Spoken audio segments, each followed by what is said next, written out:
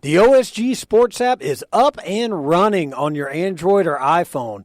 All you got to do, install the OSG Sports app and listen to our podcast from college football, soccer, lacrosse. Let's get this done. Get the OSG Sports app today.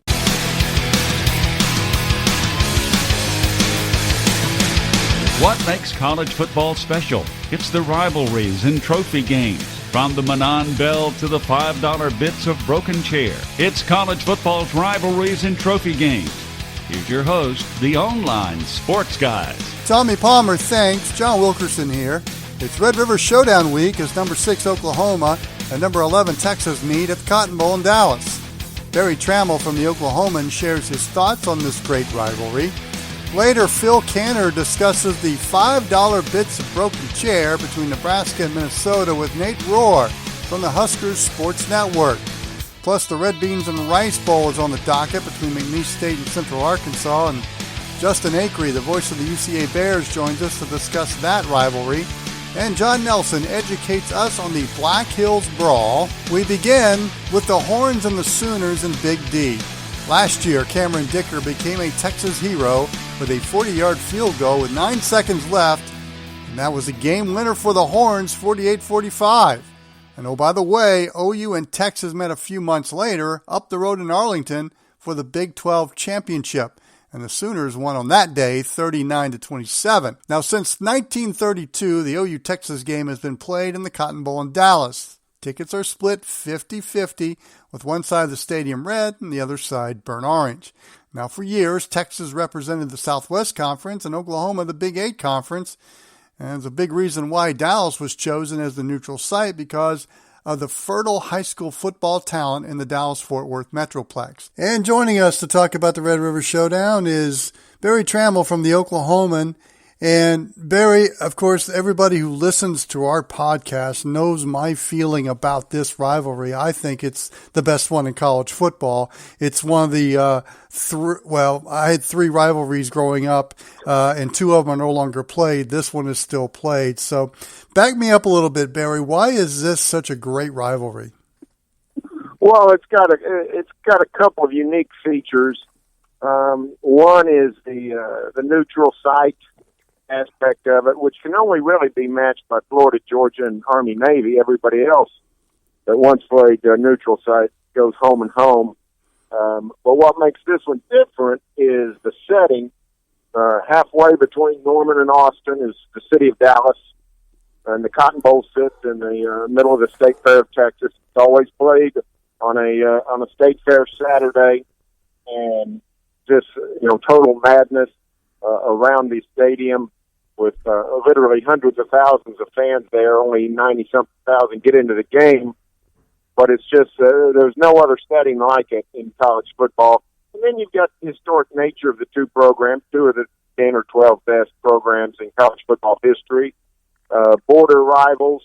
The little brother Oklahoma is actually the more successful long-term in college football history, usually playing with a bunch of Texans on the team.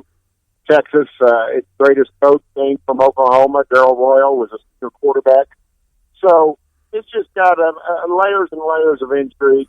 And here, we're coming up on, I think this is the 91st straight year that it's played at the Texas State Fair. So it's got the longevity also. Well, for years, Texas was in the Southwest Conference. Oklahoma was in the Big 8. And so there was that little intrigue as well. But when they became conference rivals, did that add to the intensity of the rivalry? I don't think so. Intensity, no, because it was virtually maxed out. That's I do true. think it added to the importance. Texas could go to the Cotton Bowl in the old days, lose, and still win the Southwest Conference. Oklahoma could go to the Cotton Bowl, lose, and still win the Big 8. Not so much for a long time after they became in the Big 12, especially in the same division. It was virtually, it wasn't impossible, but it was difficult to lose that game and go on to win the division. It happened twice in 16 years, but it was very difficult. Now, with the new format, we saw it last year. Oklahoma goes to the Cotton Bowl and loses, managed to get back to the Big 12 title game and beat Texas, 15 miles to the west in Cherry World. So the importance of the game, I think, has risen a little bit being in the same conference, but the intensity just can't be matched already. What are some games that stand out in your mind? The one that kind of stands out to me was in 1976 when President Ford was there and Barry Switzer and Darrell Royal weren't talking to each other. Well, that was certainly maybe the most bad blood game when you're talking about the organizations themselves. There have been several 1 versus 2 matchups, a 15-15 tie in '84 when the referees missed an Oklahoma interception at the end of the game and let Texas kick a tying field goal. The 1963 game, they were 1-2, and the Horns got after them really good.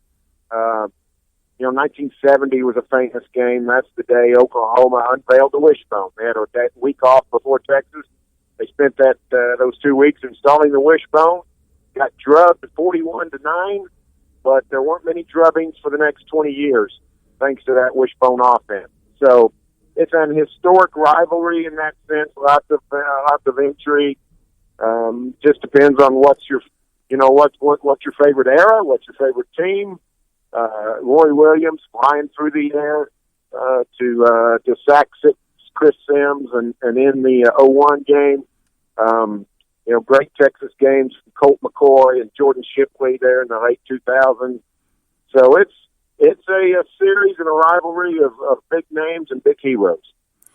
One of the aspects of it, too, we've talked about the fans, we talked about the uniqueness of it all, but Dallas-Fort Worth is fertile recruiting ground for both schools. Where does that go into the equation? Well, that's absolutely true. The entire state of Texas is fertile ground for a lot of people, but Oklahoma and Texas at the top of that list. And Dallas-Fort Worth is middle ground. They alternate being the home team, so whoever's the home team can invite all the recruits in on OU Texas Saturday to the Cotton Bowl. What turns out, though, of course, is you get a bunch of recruits who have allegiances to both sides or to one side. So that becomes a little bit of a political football as well. But bragging rights definitely go into this game when it comes to recruiting. The most famous story might be Adrian Peterson, who was being recruited, of course, by everybody, but Oklahoma and Texas. The Sooners had won when Adrian was a high school senior. Sooners won their 5th straight over Texas. When he was a junior, they beat Texas 65-13. He eventually committed to Oklahoma, and he famously told the Texas assistant coach, "Hey, the guy was saying, hey, they're not going to beat us forever." And Adrian Peterson, yeah, he said, but they beat you bad.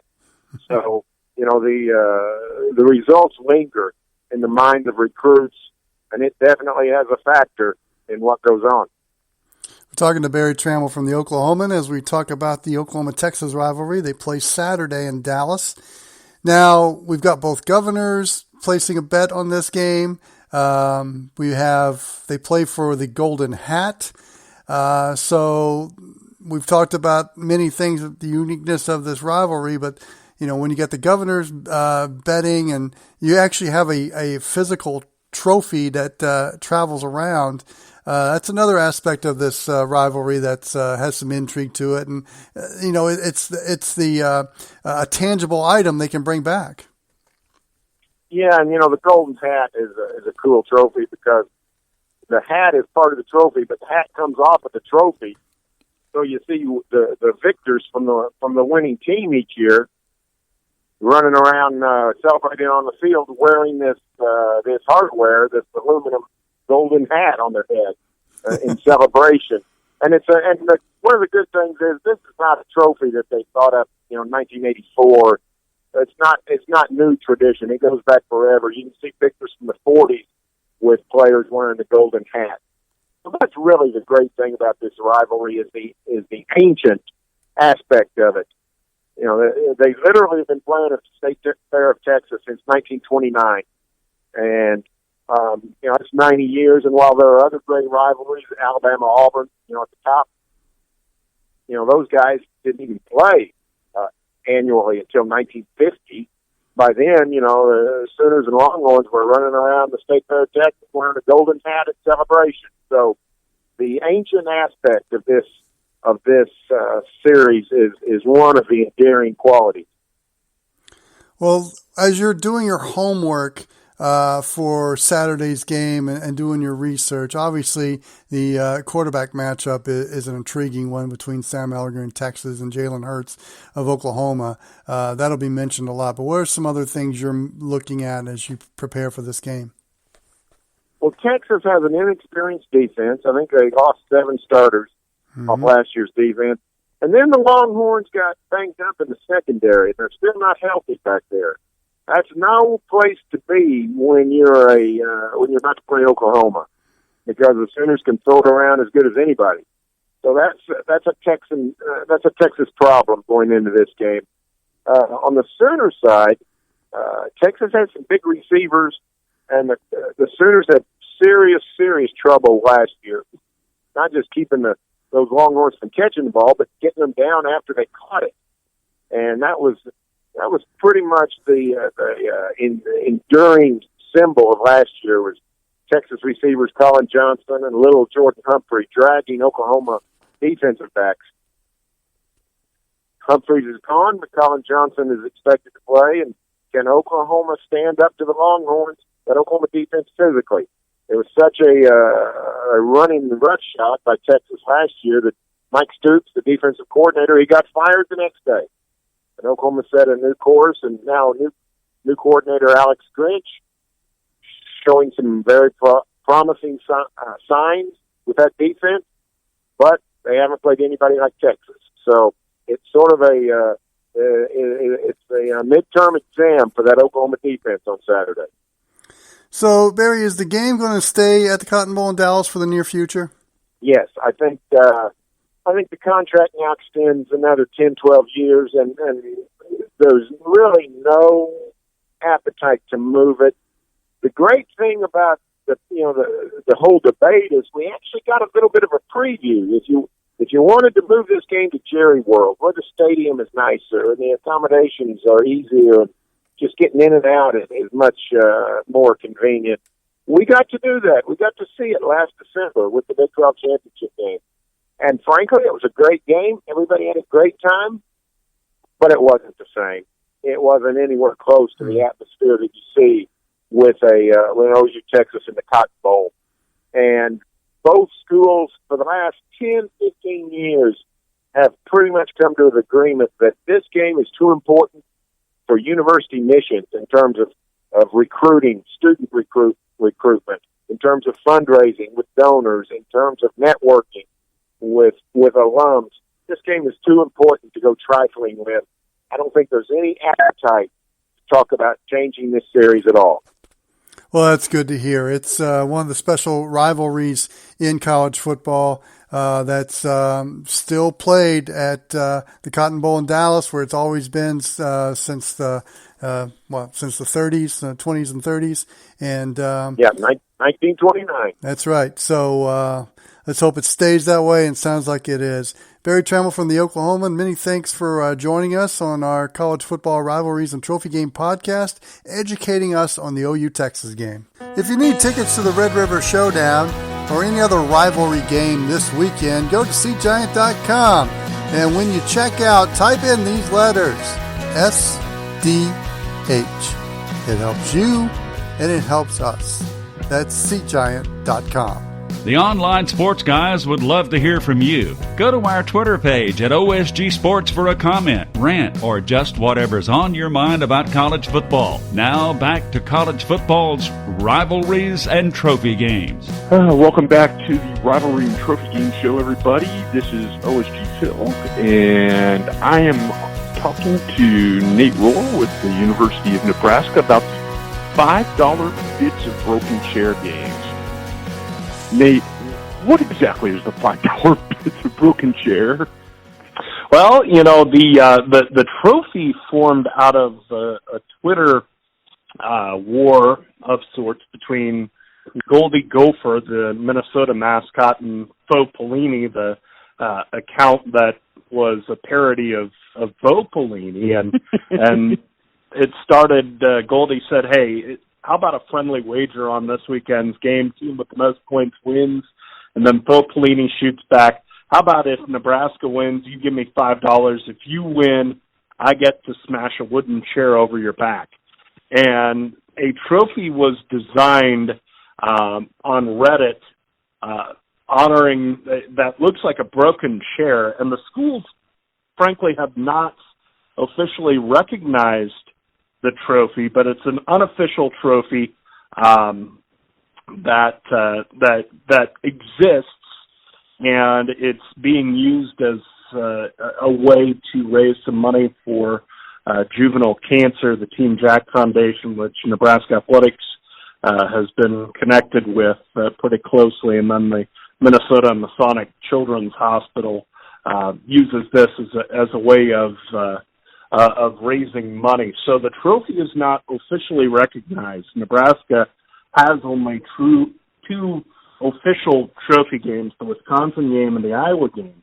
Mm-hmm. But, I love the origin of this trophy, because if you think of all the random trophy games in the Big Ten Conference, they come from weird scandals. The coach didn't trust that the other school would provide good drinking water, and so a brass spittoon was used or something like that.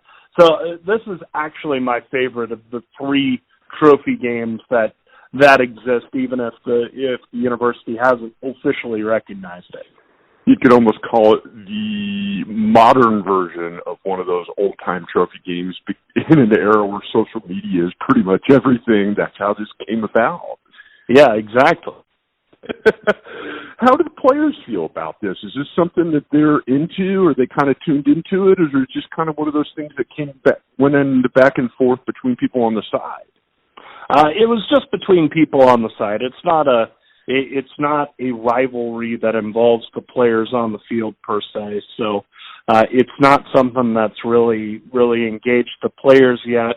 Now Minnesota and Nebraska play every single year, and they're in the same division, and it was thought coming into the year that Nebraska and Minnesota would be two of the favorites, but it's more of a good-natured teasing between the two fan bases, and this is a game that Nebraska fans typically travel well to. TCF Bank Stadium is a nice facility. Nebraska fans can get to Minneapolis pretty easily. Usually Gopher tickets are pretty easy to come by. They're off to a great start this year at 5-0, but usually Gopher tickets can be had pretty easily. So usually a bunch of Nebraska fans make their way up there, but there's not the vitriol that exists between Nebraska and Wisconsin or Nebraska and Iowa.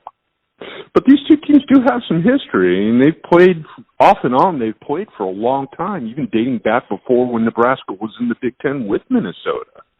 Yeah, this was a series that happened quite a bit on Nebraska's non-conference schedule. There are stretches of years in there where Nebraska would play Minnesota 7 straight years, 8 straight years, something like that. This Minnesota and not Iowa's Big Ten team Nebraska has played the most frequently, dating back, as you said, to the time before Nebraska joined the Big Ten Conference. So these two teams have played quite a bit. There's a little history as far as Minnesota having been a good Big Ten team, in the teens and the 20s that Nebraska would go up and play and prove itself against back when then Big Six football was not very, very highly thought of. And then maybe the most famous matchup in this series was when Nebraska went up to the Metrodome in 1983 with the scoring explosion team and blasted Minnesota 84-7 and just kept scoring. And, of course, that was such a high-powered offense, but that game really cemented the reputation of that offense as one of the greatest in college football history. going into the game, it's been kind of an up and down season for the Huskers so far. What are the expectations? Is this kind of a game that if they play well, they could use as a springboard to get them through the rest of the season? Yeah, it comes at an interesting point in the year because Nebraska has a bye week after this, and Scott Frost this week has talked about it essentially being a one-game season, that you get through this week, you put everything you can into this week, and then rest for the bye week. And it comes at a point, it's Nebraska's 7th game. The Huskers are sitting there at 4-2, and if Nebraska wins, they're still in the thick of the Big Ten West race. They have only one conference loss, and that was to Ohio State.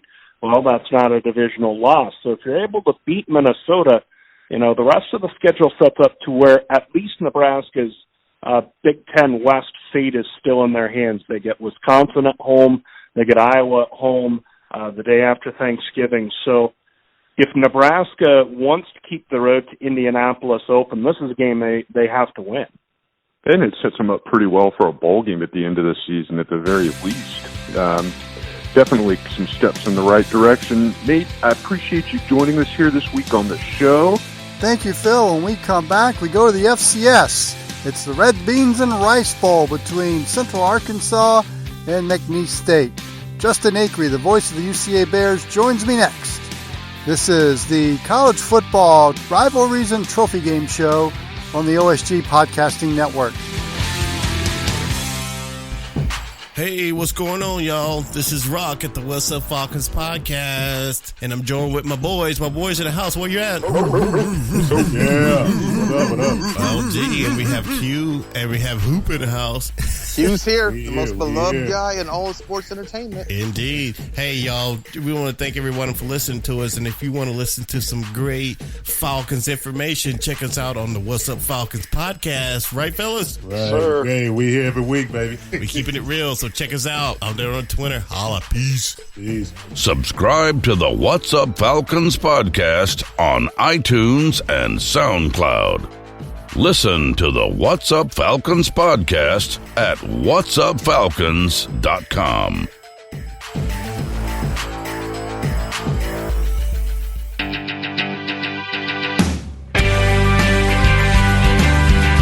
Now we go to the FCS for our next trophy game, and this one happens to be in my home state of Arkansas. McNeese State travels to Conway to face Central Arkansas in what they call the Red Beans and Rice Bowl. And joining us to discuss this unique trophy game is Justin Acri, the voice of the UCA Bears.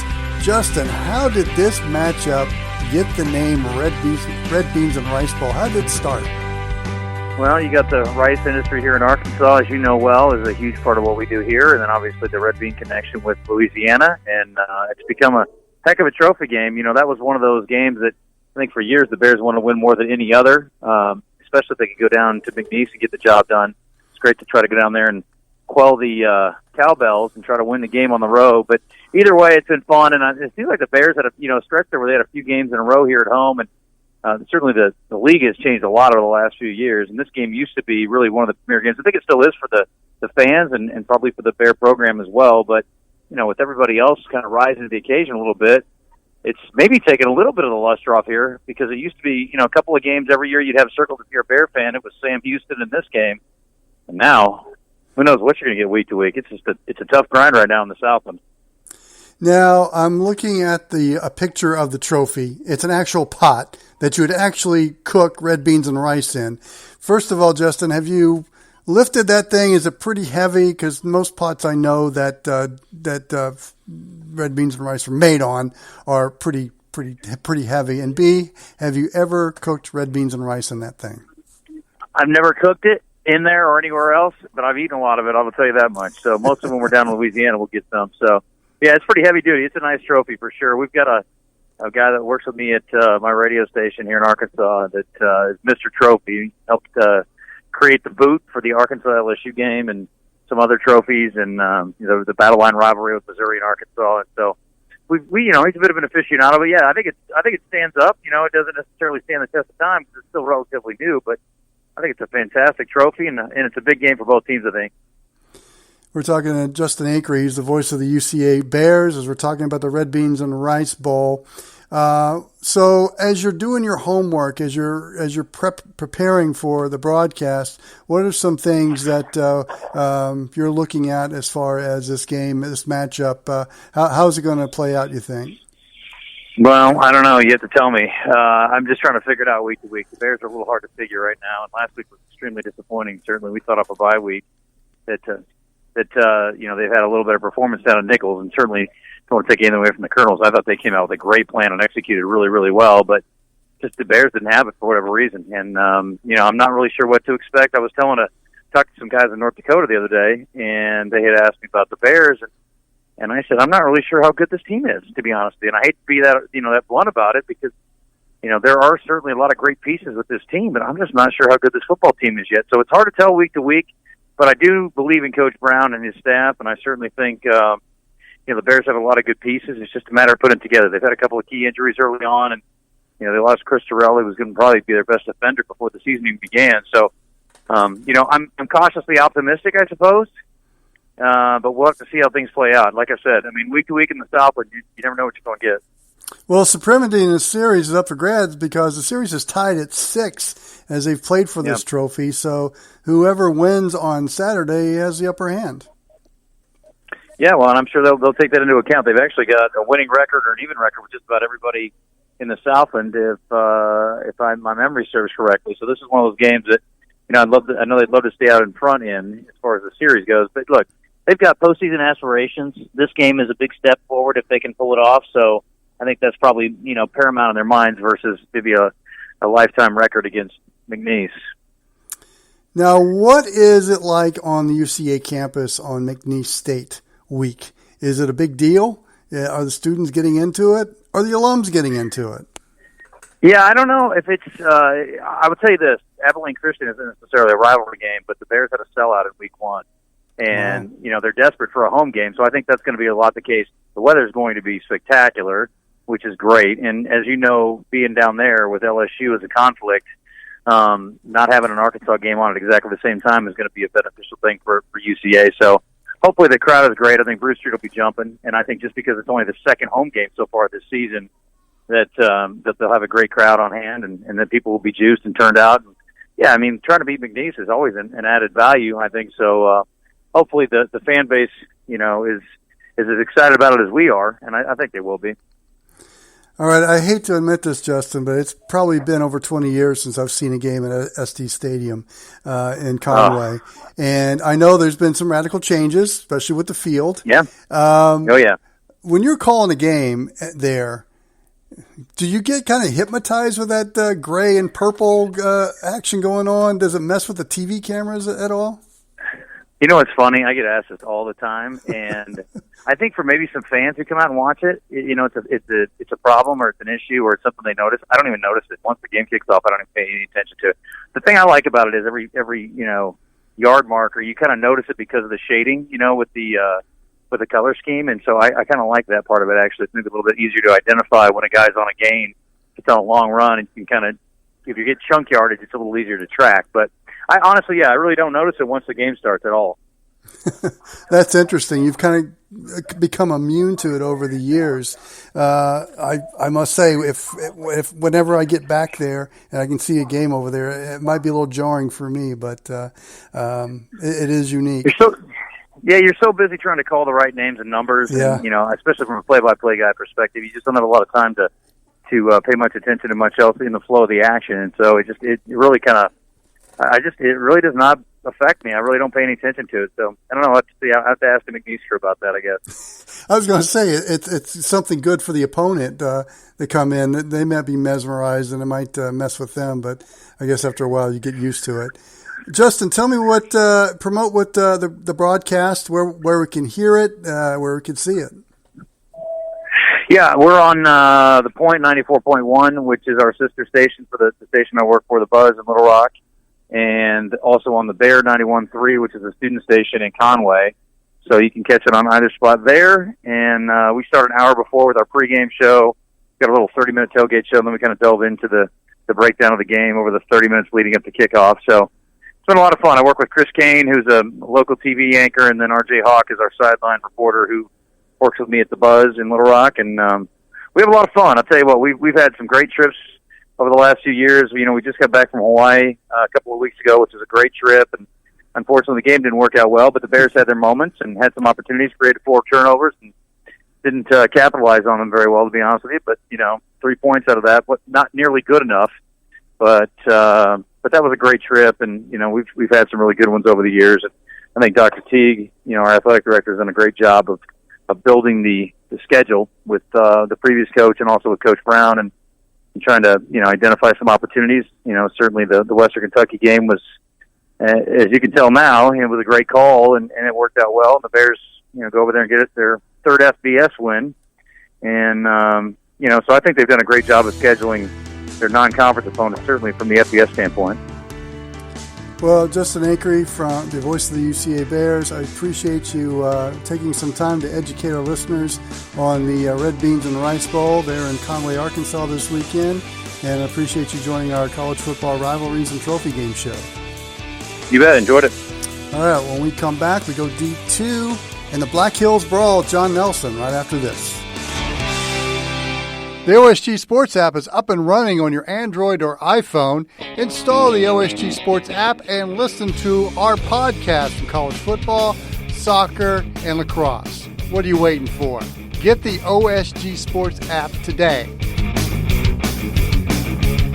You're listening to College Football Rivalries and Trophy Games on the OSG Podcasting Network. Welcome back. OSG on CFB Trophy Games and Rivalries continues. Time to catch up. The friend of the show is the longtime play-by-play voice of the South Dakota School of Mines, Tom Rudenbusch. Tom, thanks for coming on with us again. Well, it's good to talk with you again. All right. You got a big rivalry game coming up this week, and it's one that you've gotten the chance to see quite some time. Break it down for everybody. What's going on? Well, this is one of the longest running rivalries in any level of college football. I think it's fourth or fifth, and it's Black Hill State, and I'm South Dakota School of Mines. The game is up in Spearfish on Saturday night. Hardrockers hold a slight edge. I think it's 4 games, 62, 58, and 11 ties, and It's a game that it's like the Army-Navy game for these two schools. You win that game, the season's a success no matter what happens the rest of the year. So how has the season been for South Dakota School of Mines so far? Well, so far we're 1-4.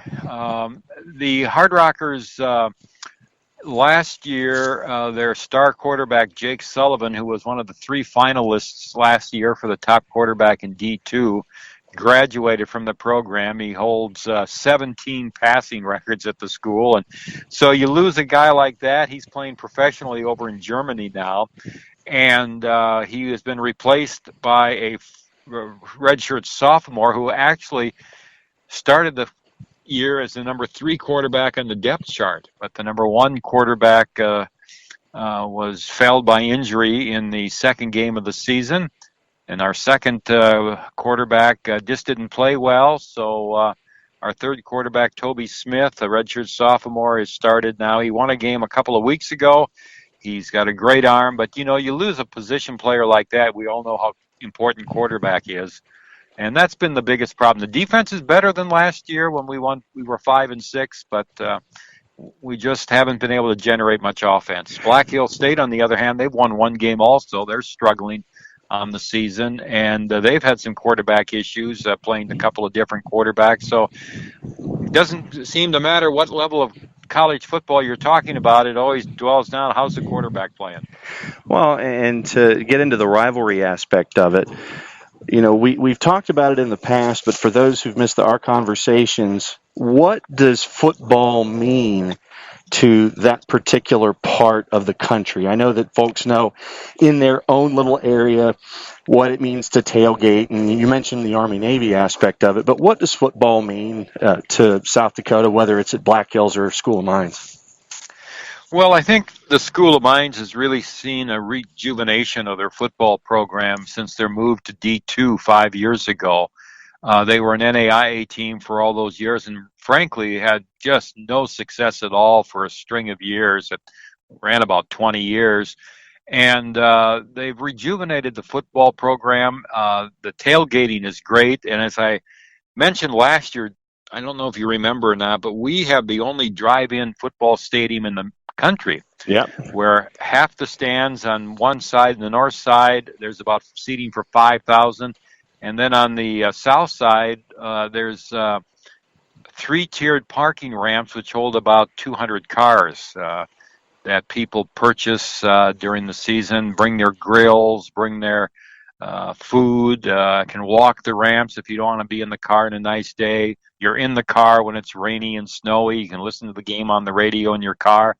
And Black Hill State also has done a great job rejuvenating fan interest from that standpoint. But tailgating for the School of Mines has really come back with the ramps, and even on the road trips, we have a lot of fans from different parts of the country that their kids play, and they bring fans, and it's really been something the last few years. Is there a go-to dish for tailgating that is somewhat, I guess, just geographically specific? If there was that one go-to dish for tailgating, what do you think it would be?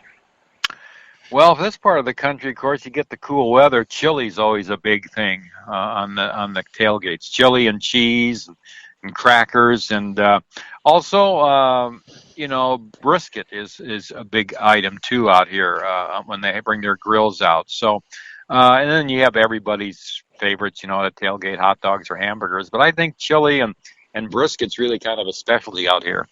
So when it comes to rivalries and such, now is there a trophy involved, I guess, in addition to the rivalry? Yes, it's called the Homestake Trophy. It originated after World War II by the Homestake Gold Mining Company, which operated a mine up in Lead in the Black Hills for many, many years. In fact, at its height, it was the largest producing gold mine in North America. And so there's a big, heavy old trophy that is probably, 4 feet high or so, that the names of the winning team with each year is printed on the base, and engraved on the base. And that's a very important trophy. It currently resides in the Hardrocker locker room as of right now, and hopefully it'll be in their locker room next Monday.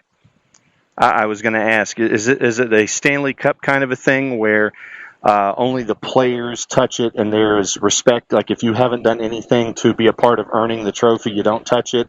Or is it pretty much anybody can parade around with it that's associated with the team and the program? How does that work? Well, I touched it, and you know that I have nothing to do with him winning the game. So they pretty much will let anybody look at it, or it's hard to hold, so you don't really hold it. It's displayed on a table right now in the locker room. But yeah, it's a big trophy. It's a revered trophy. The players love it. It's like, you got your Big Ten trophies, the little brown jug, Minnesota and Michigan, or whatever it is. It's in our area, it is the premier trophy for athletics. Now, you mentioned Army-Navy. There are opportunities for the opposing side to take a mascot away and spirit it away and hold it hostage or anything like that. Has the trophy been victim to any pranking over the years that you can think of, or even attempted pranking? No, not that has to do with anything concerning the trophy. However, there has been a couple of occasions where the home team, like up in Spearfish at their field, somebody, and we can't figure out who it was, went up and on the 50-yard line burned a great big M on the center of the field at Black Hill State. M standing for mines. Right. And then there was a few years later where they did something at the School of Mines Stadium where they painted something green, which is Black Hill State's colors. Ours are blue and gold. But so not necessarily with the trophy, but there's been some shenanigans going on with other things involving the series. Now, you mentioned how things have been so far. If you were to think about keys for the game for South Dakota School of Mines to get the win, what do you think they are with a young team and especially a young quarterback? Yeah, it's going to be I think a defensive game. I think the Hardrocker defense has really played well. We played number 18 CSU Pueblo last week at home, and it was a dogfight right into the fourth quarter. We lost 21-13. We played some really good football against some good teams, Dixie State, which is going to FCS next year. We lost to them by 10 a couple of weeks ago, but our defense is going to be the key for us. If we can get our rush and contain the Black Hill State offense, I think we're going to have a chance to win. But I believe it's going to be a low-scoring game. All right, time for the blatant promo. For those that want to watch a stream, listen to the game, listen to your call, listen to South Dakota School of Mines all season long, how do they do it? Well, they can go to the website GoRockers.com. That's just like it sounds, GoRockers.com. That's the website of the School of Mines Athletic Department. They have the game on the internet stream, or you can just hear the audio, and we welcome any listeners. We get a lot of listeners. It surprises me sometimes that we'll get 1,000, 1,500, 2,000 viewers during the course of a game. So, yeah, we hope you take it in at least a few minutes and enjoy a great rivalry. Tom Rudenbusch, play-by-play voice of South Dakota School of Mines. As always, it's great to catch up with you and talk rivalries and stuff. Thanks for being a part of the show as you are on a yearly basis. Good luck this weekend, and have fun, and we'll catch up with you next time, Tom. Thanks for hanging out as always. Thank you. When we come back, rivalries and trophy games continue. You're listening to the OSG on CFB. We'll be back in 2 and 2. The OSG app is up and running on your Android or iPhone. Install the OSG app and listen to our podcast from college football, soccer, and lacrosse. What are you waiting for? Download the OSG app today. Here are the rest of the rivalry and trophy games being played this weekend. In South Bend, Indiana, they're playing for the Jewel Shillelagh as Southern Cal and Notre Dame play at Notre Dame Stadium. Now, it's October 12th, and it equals the earliest on the calendar that USC and Notre Dame have played. The other time they played this early was 1963, and it was a 17-14 Irish win. Elsewhere in FBS, Florida State and Clemson will renew their rivalry in Death Valley, and we've got 2 trophy games in the MAC. The Wagon Wheel between Kent State and Akron. Akron's won 4 in a row. And the Battle of the IA-75 trophy between Toledo and Bowling Green. Over in FCS, Cal Poly and UC Davis will play for the Golden Horseshoe, and it's the Beehive Bowl in Utah as Southern Utah takes on Weber State. And in Division II, it's the Battle of the Valleys between Saginaw Valley State and Grand Valley State, and it's the Miners Cup between Northern Michigan and Michigan Tech. And we thank all the guests that we had this week on the College Football Rivalries and Trophy Game show. So for Phil Canner and John Nelson, I'm John Wilkerson. Enjoy the games, everyone. So long. You can find this and past shows by downloading the OSG Sports app on your mobile device. Enjoy all of our shows from the OSG Sports Podcasting Network. The OSG Sports app is up and running. Download it today.